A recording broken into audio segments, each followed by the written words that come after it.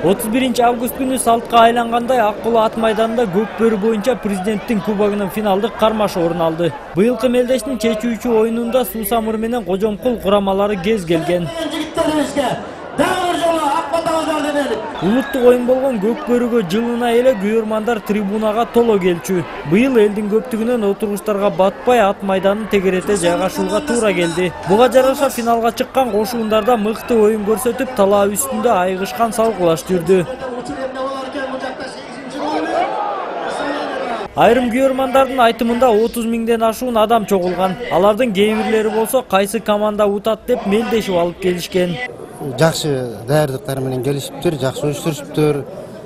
Бул аябагандай эле көп сандагы адамдар келди. Стадион Спартактан дагы бир 4-5 эсе көп адамдар келди. Мен ойлойм, ушу келечеги да кааласа жакшы бул оюндун. Жылда көрүп жүргөн командага балет этебиз, биз ушу бөрүлгө күйдө жашап калганыбыз үчүн.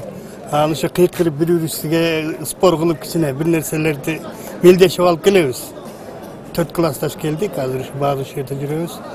Жакшы болду оюнуңар. Рахмат балдар, уюштургандарга.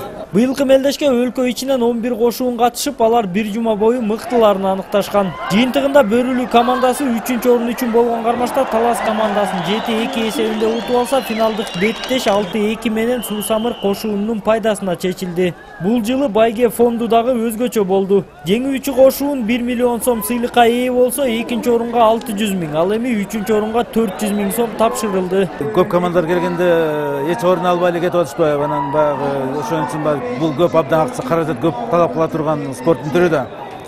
Казактар болсо ошо Азиянын чемпионатына даярданып атышат.